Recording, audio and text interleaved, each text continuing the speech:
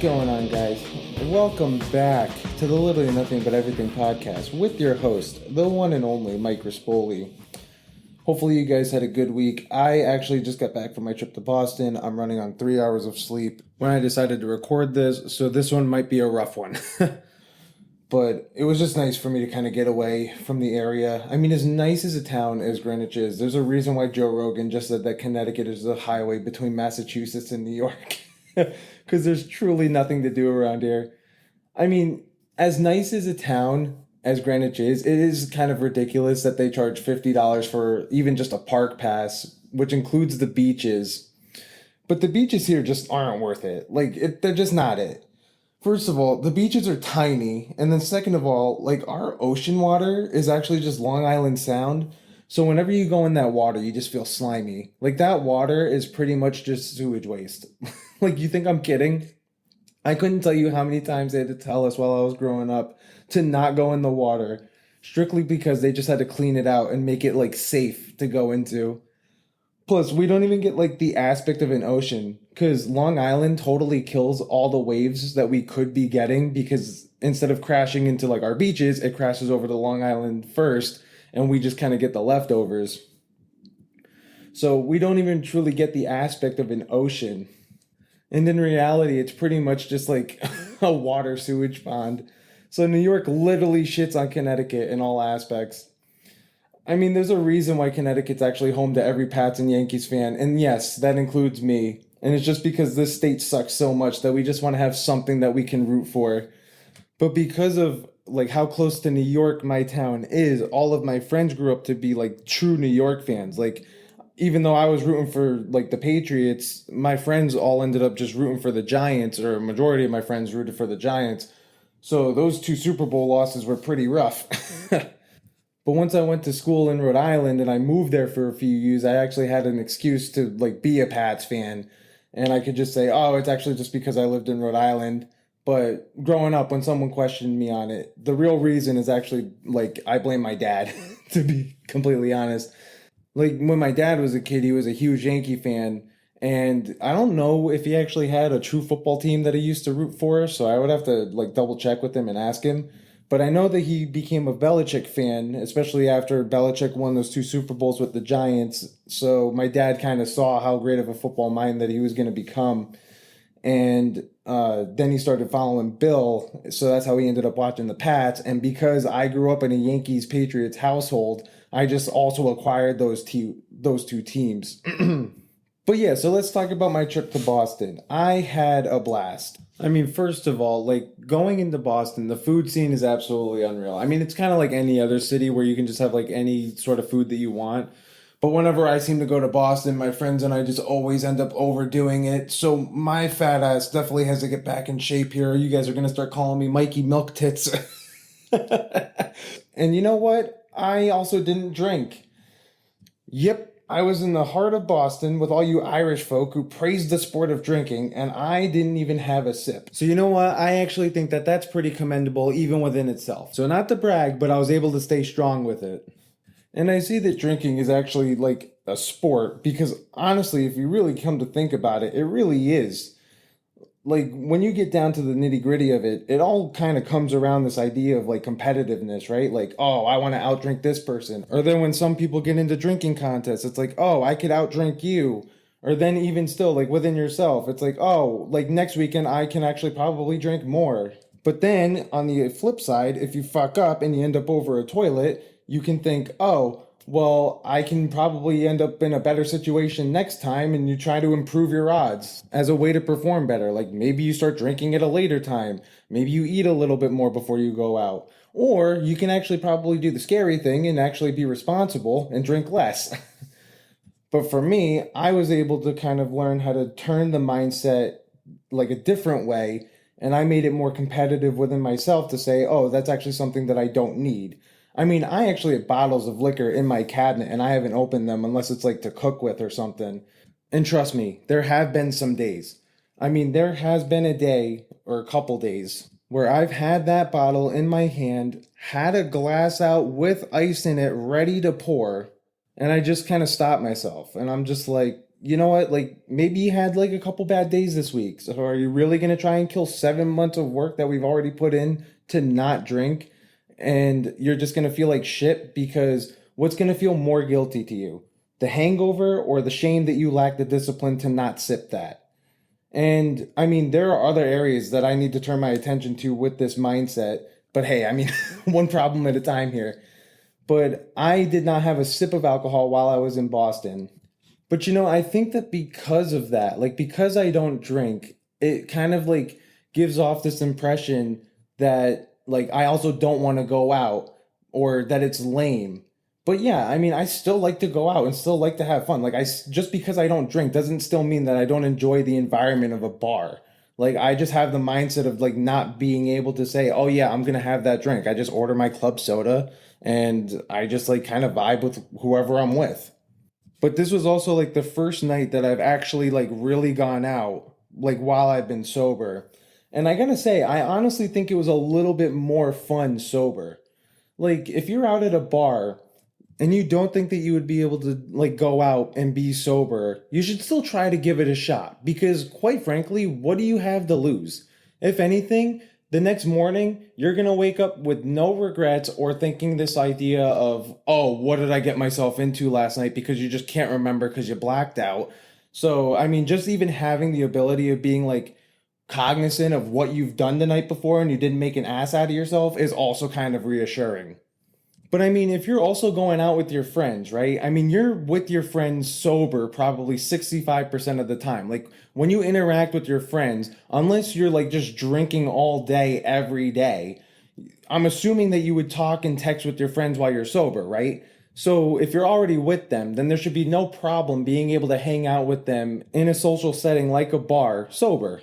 And let's be honest here, if you have that friend that you can only hang out with when you're smashed, then maybe you have to make the decision to actually stop hanging out with that person. Because honestly, that's really not a relationship that's gonna last.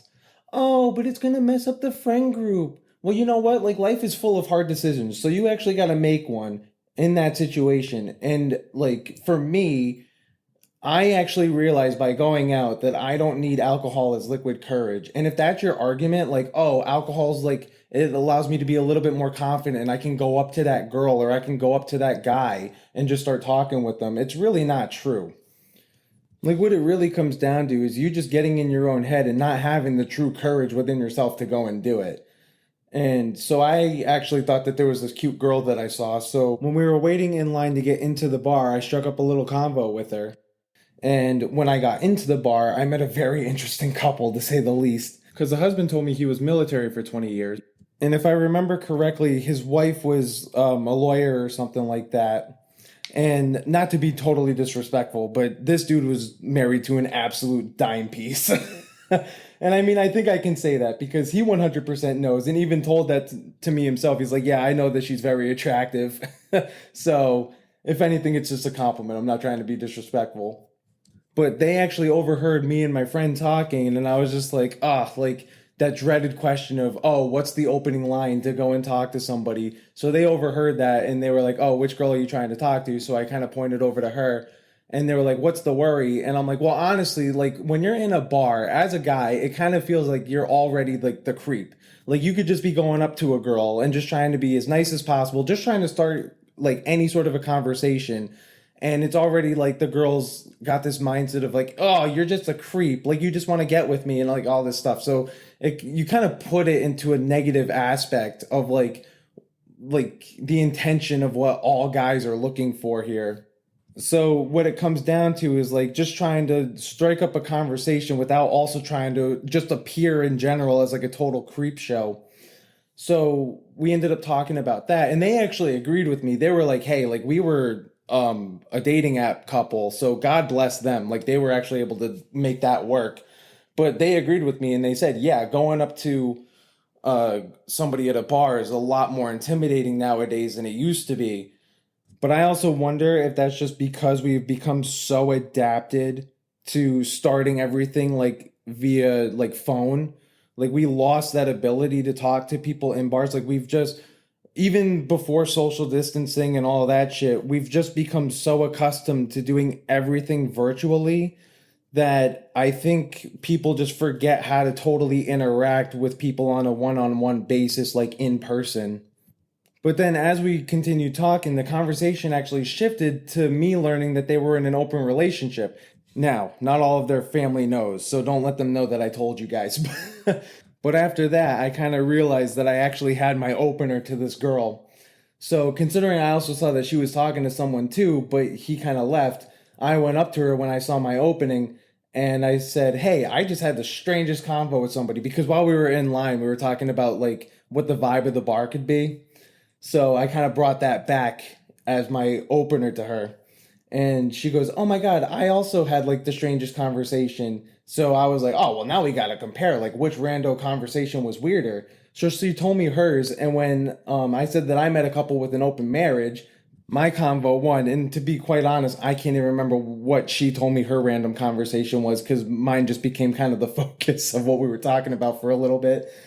So she thought that they wanted me to be their third, but I was like, nah, nah, nah. Like, first of all, I don't fucks with that shit. Like, knowing someone is married, like, I don't mess with that. And number two, like, I'm not doing anything where I got to play a guessing game on whose finger that was. But they were telling me about their open marriage and how it works because there's just this level of trust that they have. But coming from my perspective, like as somebody who's more monogamous and honestly like a jealous person, I don't know. I feel like there's something a little bit more special about having that bond with someone, of like having that one and only. And I think people think that it comes down to being insecure about yourself and the relationship, of you only wanting to be with that person. But it's also more of like this idea of having like this skeevy, like kind of a feel to it. Like, first of all, you're going to be fucking somebody who's married.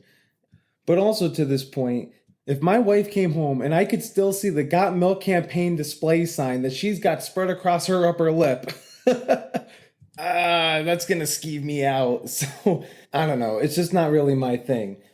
And it's also not necessarily about this idea of insecurity where it's like, oh, I'm not enough for you, or like I'll be worried if they're gonna find somebody better. Because if that is the case, then fine. Because quite frankly, if you want to be with me, but you also want to get with other people, then I mean, how serious about the relationship truly were you going into it? Like if you already think that I'm not going to be enough and you still want to explore your options, then what are you doing with me in a relationship? Like, how could we truly call this a relationship? And you know what? I truly don't give a fuck how much you might trust your partner, because you know what? I can't trust the fact that you're going to come home and give me an STD. And I'm not fucking dealing with that shit. That's for damn sure. But yeah, so I ended up talking to the cute girl, like without having the need of some liquid courage.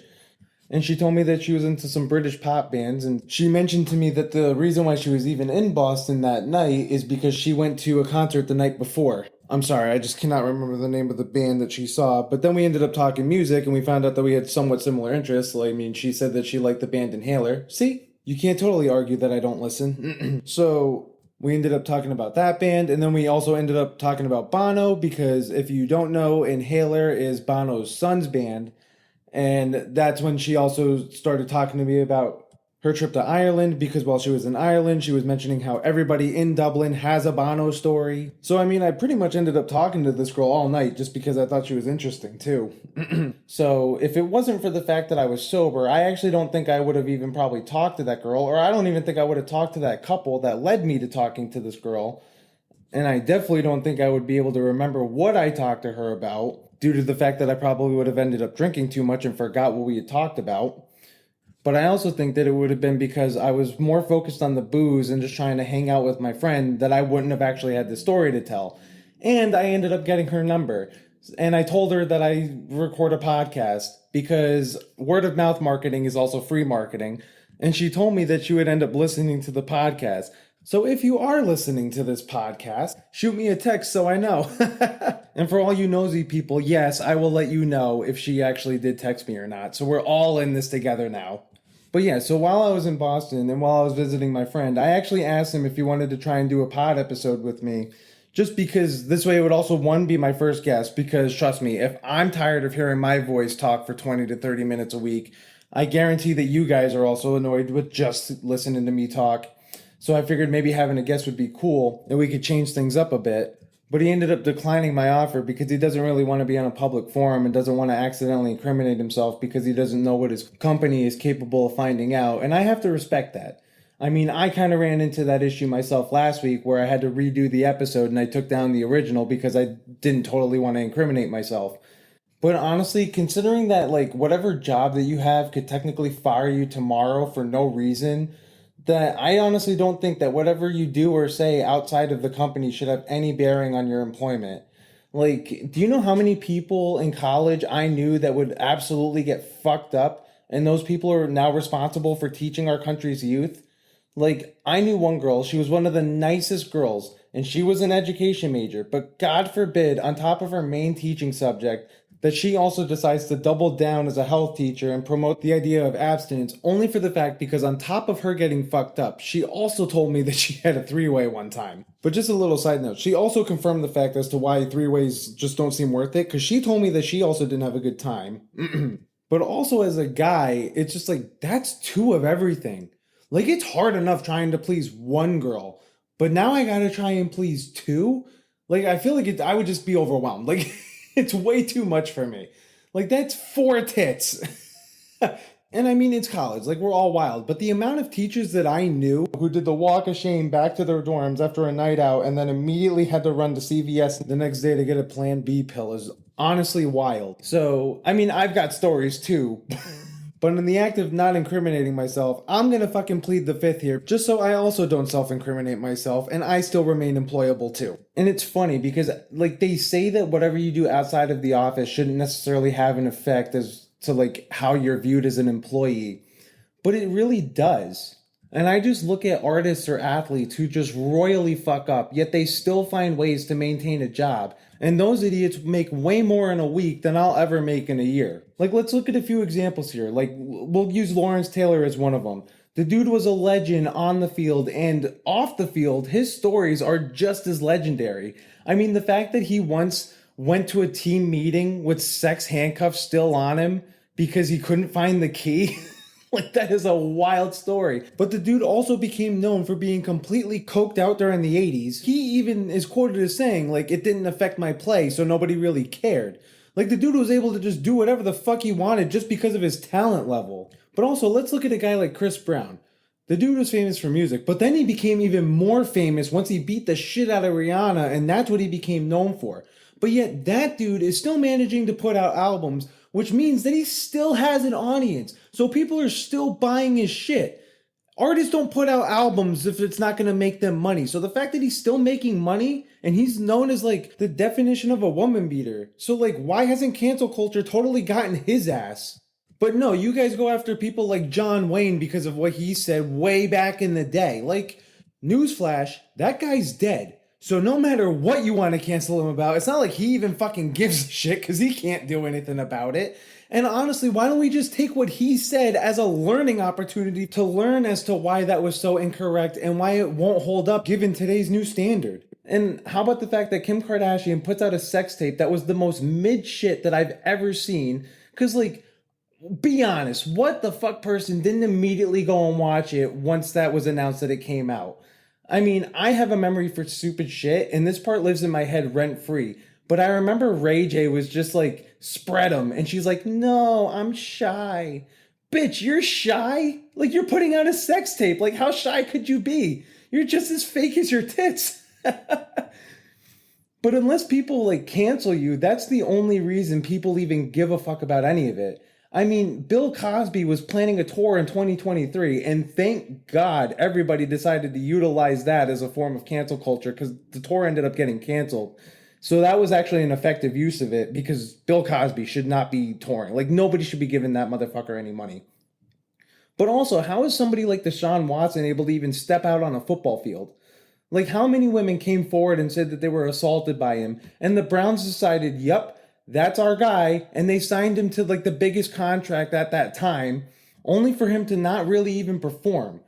I mean, he's really not playing well these past couple years. In 2019, he made the playoffs, but maybe he was carried by a prime DeAndre Hopkins and a stellar defense when he was on the Texans. And keep in mind, that Texans team had a 20-point lead in the game against the Chiefs in the playoffs, and then ended up getting blown out by 20. So as your leader, how is Deshaun Watson considered this like all-time fantastic quarterback when he pretty much had secured a blowout, but then he ended up losing in a blowout? So that's like beyond me. And there's a reason why that team is called the Browns, because they're just fucking dull.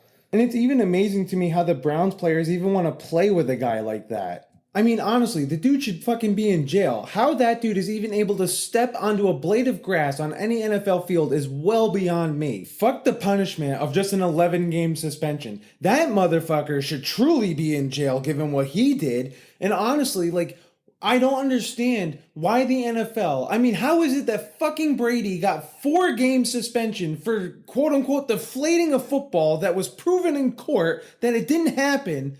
But meanwhile, you've got guys who are domestic violence abusers or like total sexual abusers or just somebody who's just generally a criminal. Why doesn't anything happen to them? Well, let's rewind a little bit and go back to Cosby and compare the Browns to when Cosby announced his 2023 tour. It's not like when Cosby announced that he was going to tour in 2023, like a bunch of comedians all rallied behind him. I mean, sadly, as much as I like Tim Allen, he was actually, I think, listed as being like one of the openers on that tour, which Tim Allen, you just keep putting yourself in bad situations here. But if I was a person with 100 plus assaults under my belt, I'd have to go live in a cardboard box. And I think that, like, considering that Hollywood is also a business and the NFL is a business, that all these employees should be held to the same standard that us normies have to abide by. But if I have to compete and keep proving to companies that I'm this perfect person and I won't cause any issues, thinking whatever I put out on social is a full reflection of me is totally unfair. Like, it's fun to talk shit about work. Like, you're a person with opinions. Why do I have to also compete to try to have the best image and try to be this person is labeled as uncontroversial just to adhere to your company standard? Only for companies to continuously fuck us over and like God knows 1,000 ways from the moon and back. Meanwhile, all these famous fucks can do God knows what. So I mean, what's the standard here? Just because I'm not part of the elite and showcase my opinions or my fuck-ups that I've made, that it doesn't make me employable? Meanwhile, as long as you have money, you can end up getting anything that you've done swept under the rug like it was no big deal. Like, no matter what, the whole goal, whether it's Hollywood, whether it's the NFL, whether it's just Joe Schmo like me working for some bullshit corporation, the main goal is just for you to make that business more money. And as long as I'm doing that, just so that way, like, your company can have like the top grossing company competition award, as long as I'm doing my job properly, whether you think I'm a fuck or not, it shouldn't matter. Because if Hollywood says that it's okay, then normal ass companies should say it's okay, because those Hollywood people are considered our elites. So if that's who I'm supposed to be influenced by, then I think I'm allowed to have a little bit of a fuck up within your own little corporate businesses here. But you know what? Like, this is also why competition is important. Like, competition, to a degree, takes a certain level of discipline in any aspect as to how you look at it. Like, if you were to turn, like, competition more towards the right decisions than the wrong ones as to who you are, or who you want to be, and what you want to do with life, then I think you're actually going to see some changes, like, for the positive. Like, not everyone wins a trophy, and the ones who don't do the work but still end up getting the reward are the ones who end up doing the things for those who actually earn the trophy. Like, if you didn't win and if you want to feel bad, that's not my fault that you're weaker than me. So you should just do better to beat me.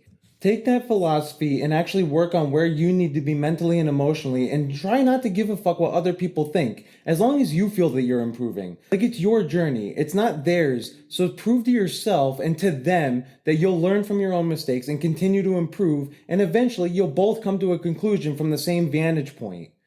Like, all those people, like I just mentioned, didn't care what people thought until it truly became an issue. And they're all known for what they lack the discipline not to do. And that seems to be like what they're also remembered for. Like, Kim Kardashian is mostly known for her sex tape. Lawrence Taylor was known for being a fantastic football player. But the stories that football players also tend to tell are the ones that are off the field, because those are also more entertaining to listen to. I mean, even Chris Brown, like, as great as a musician as you might think he is, he's mostly known for beating the shit out of Rihanna, which is a horrible thing to have done. And it's funny because those are the people that I think that we tend to mostly gear like the media towards, because that's where all the hype is. But we should really be looking at more true role models that we should focus on. But those people end up being more out of the spotlight. Like, let's look at people like Derek Jeter, Keanu Reeves, even Taylor Swift, believe it or not. Like, all those people, even though they're not really in the spotlight, they're only known for good things. Like, they're known for being humble, they're known for their work ethic. Keanu Reeves is known as being one of the nicest people in Hollywood. And yeah, I might give Taylor Swift some shit, but believe it or not, I really know nothing about her besides like who she dated, and that's only because that's really the only thing that the media has on her. Like, truth be told, besides Travis Kelce, I can only list 2 other people that I know for a fact that she dated. So, I mean, yeah, we all know that she's dated a shit ton of people, but bruh, I'm gonna call it now. Nobody should act surprised when it comes to the messaging behind all of her new songs on her new album that's gonna come out next month.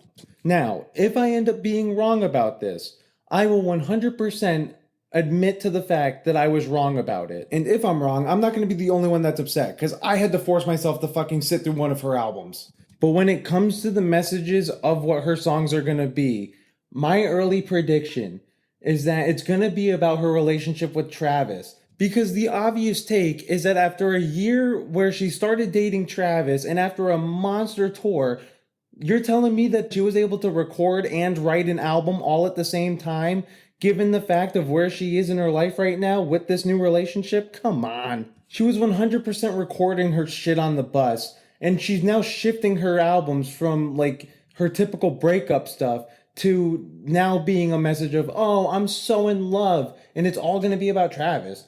I mean, her brand is bad relationships and breakup songs. Now it's going to shift because this is what her fan base likes, and she's only feeding to their energy. So this is where I'm going to be a little conspiratorial, if that's the word. Here's my conspiracy theory, but I ultimately think that this is the reason why Biden ended up reaching out to her. Like, he saw that her fan base ultimately is what helps her make her decisions on people. So he saw the stats of the NFL and he realized how much it upped the ratings.